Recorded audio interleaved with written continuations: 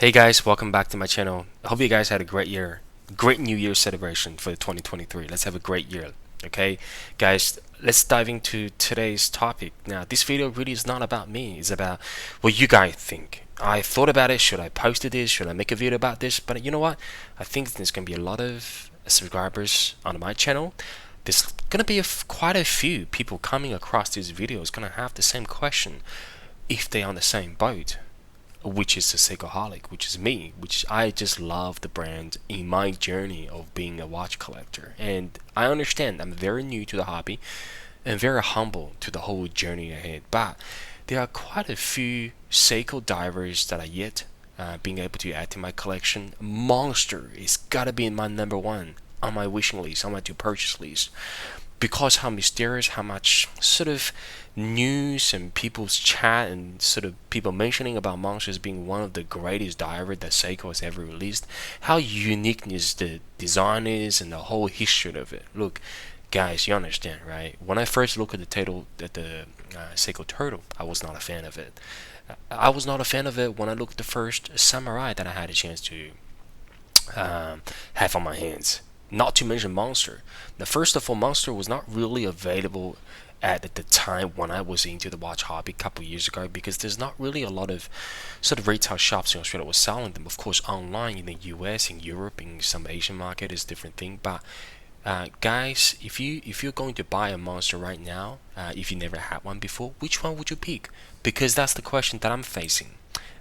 Just guys, we just referenced a couple websites. Number one, I'm paying tribute, paying respect to the SeikoGuys.com. Great content. Everything's consolidated into one spot. Very easy to find everything that I need, especially when it comes to Monster. There are tons of other contents and channels as well, right, in the web pages. But guys, on the today's car market places, the fourth generation, of course, it is the latest generation of the monsters. I think was released about 4 or 5 years ago. Nothing new in terms of movements, but in terms of design, as you guys can see, if you're having a fourth generation monster or you're in the monster hobbies already, you know the indices are sort of going back to the Gen 1.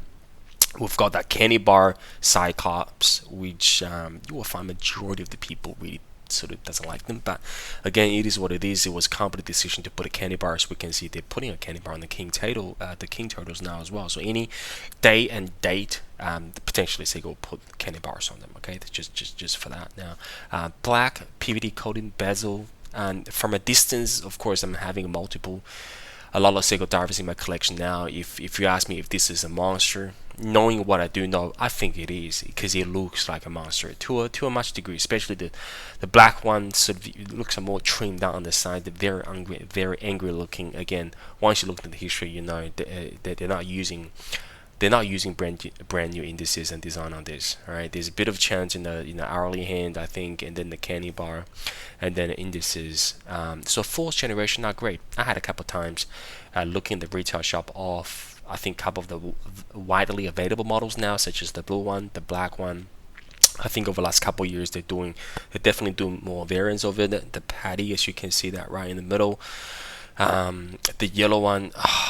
I love the yellow one, guys. It's just so unique, right? This one's still available around the sort of 500 USD now. Still available by the retailers. Look, there's gonna be a limited number of supplies, I would assume. Those Save the Ocean Antarctica seems to be ones that fly on the market more than others now. Over the last couple of years, there's a couple. I think this one has got penguin fins on it. Another one's got we've got a Manta rays on it.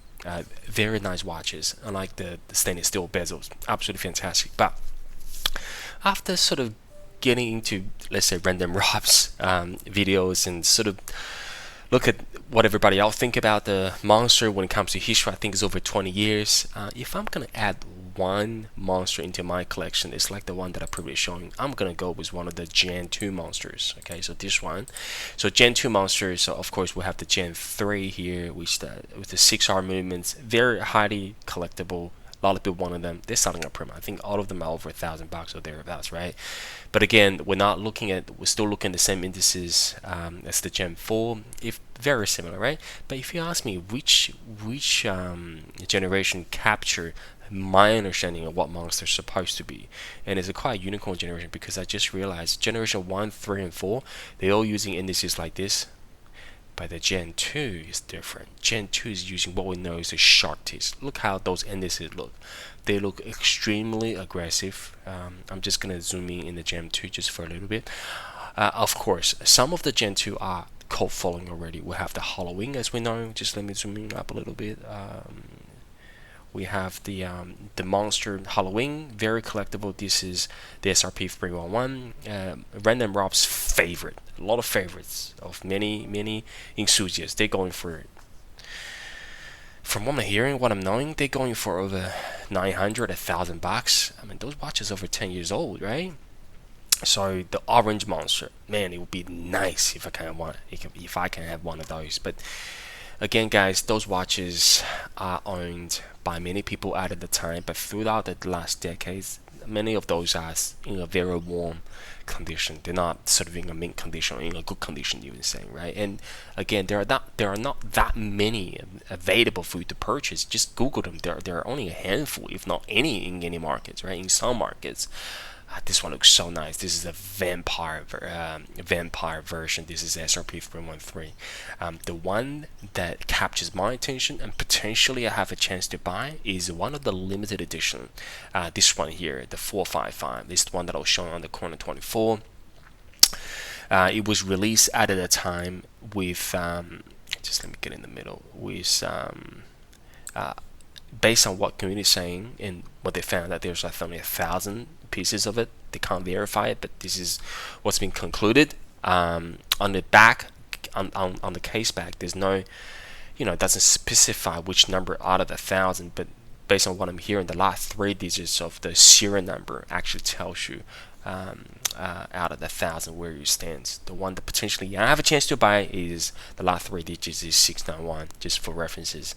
Again, as you guys know, right, the standard Seiko pictures and photos online advertised by Seiko, whatever that was, originally does not tell half of the story of how those watches look. So I found this seller on the corner 24. This one, I'm not sure how long it has been there, but this one goes for, it says pre-owned, very good condition, no box, no original papers, right? So this one advertised for 1,900 Aussie dollars. That transferred to about 1,000, maybe 1,000, actually more than 1,000 USD, 1,200 USD. Let's just put a price aside for now. The watches looks beautiful, really good looking. As you can see, we'll have that limited edition printed on the dial. Sort of the gold trimmed hourly hands and second hand, very similar to the Samurai that I have, to be honest. But I think, of course, we know the Samurai borrowed the Monster's hands in the beginning anyway. I think that's what it is. But look at those indices. Look how sort of sharp teeth, how sharp, how unique those. This got to be one of the greatest indices that ever released on a sports watch, just based on my personal opinion. This is going to be a classic forever. Like, it's just so unique. Of course, we know there's a lot of non-micro brands, a lot of copycats, a lot of Chinese cheap manufacturing just trying to take on the trend. Of course, nothing wrong with them if you can get away legally, but I'm just saying there's a lot of manufacturing.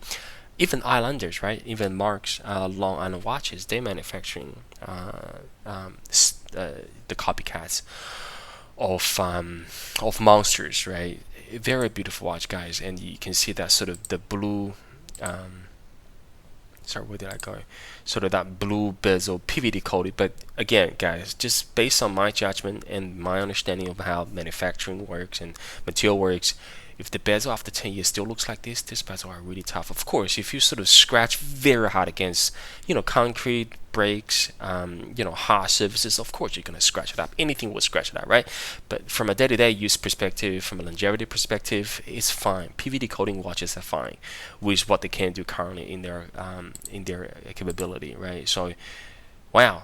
I've never seen this before, so wow, if this watch was actually taken apart and serviced properly, I assume this has got to be one of the watch hobbyists.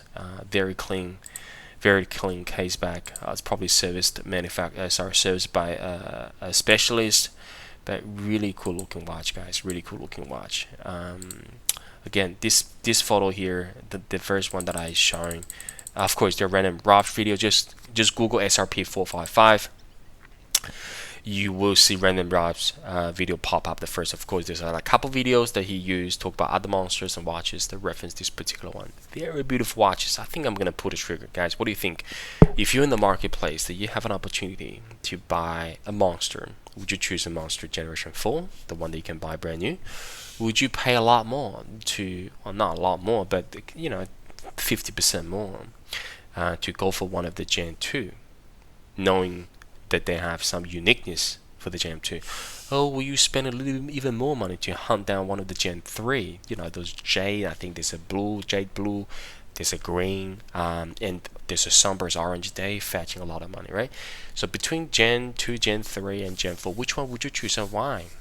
What part of the particular generation really captures your attention to make that decision? Let me know. Put in the comments. Everybody's going to have a bit of fun. Everybody's going to change ideas. I understand we're going to have a lot more Seiko wider communities out there in the YouTube community. Of course, if you want to talk about how you feel about monsters, feel free to put in the comments below. We will respond. We will have a chat. And guys, lastly, hopefully the next time, in not too long distant future, I'm going to be able to show you my monsters. That's just what my heart is telling me. And then after monster, maybe a sumo. What I got left after sumo, then it's gonna be a Willard. I don't have a Willard yet, so Willard, sumo monster, and then of course the MM300 sitting on a different price bracket. That's sort of the ultimate goal. But that's my current strategy. I'm gonna collect one line of item per Seiko lineup. Old or new, I'm gonna look at the history of it. I'm gonna pick up the one that I think is gonna represent what I want and never leaves my collection, guys. Okay, so this is my question for today. Chime in the comments below. Let me know which monster you will get and why. And I shall see you in the next video. Bye bye, guys.